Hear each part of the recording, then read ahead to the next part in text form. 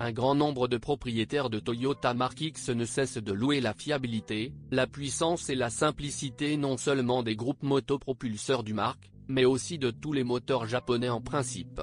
Cependant, l'unité de 3 litres de la voiture en question présente un point faible, le risque de perte de compression dans le 5e cylindre en raison d'erreurs de calcul d'usine par les ingénieurs de Toyota.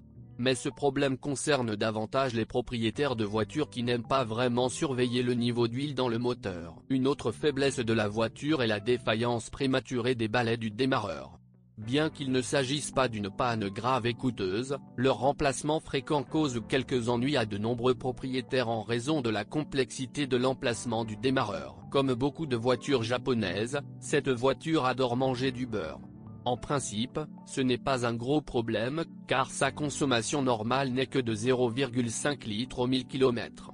Mais, du fait que de nombreux propriétaires oublient la nécessité de surveiller le niveau d'huile, une diminution progressive de son niveau affecte négativement l'état général du moteur et, à terme, peut entraîner de graves conséquences. Une panne fréquente des machines de ce modèle est l'usure rapide et la défaillance des balais du générateur.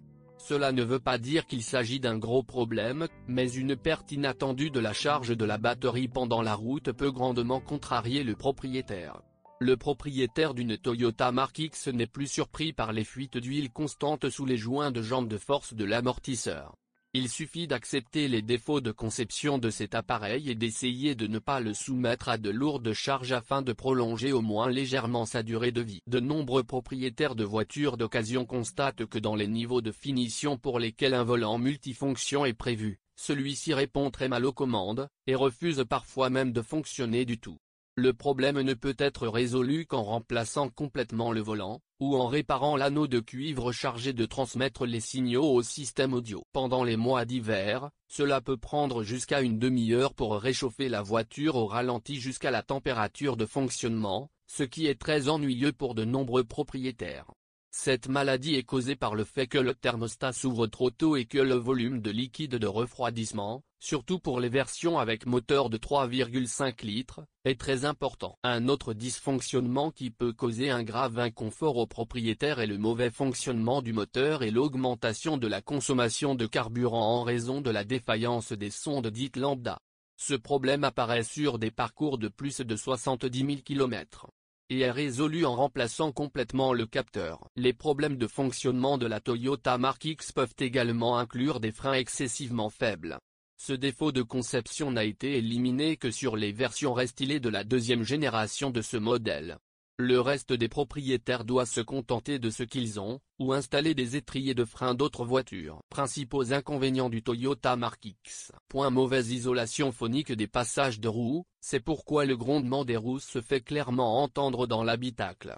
Conduite à droite. Consommation de carburant assez élevée. Faible qualité des matériaux et de l'assemblage intérieur global. Suspension rigide. Faible garde au sol.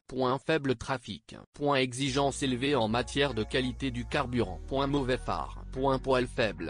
Taxe élevée grâce au moteur puissant. Que peut-on dire de mal d'une berline pleine grandeur produite spécifiquement pour le marché japonais?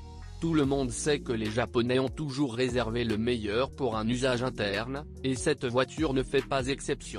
Et bien que le Toyota Mark X ne soit pas sans défaut, ses avantages par rapport à ses concurrents les dépassent largement.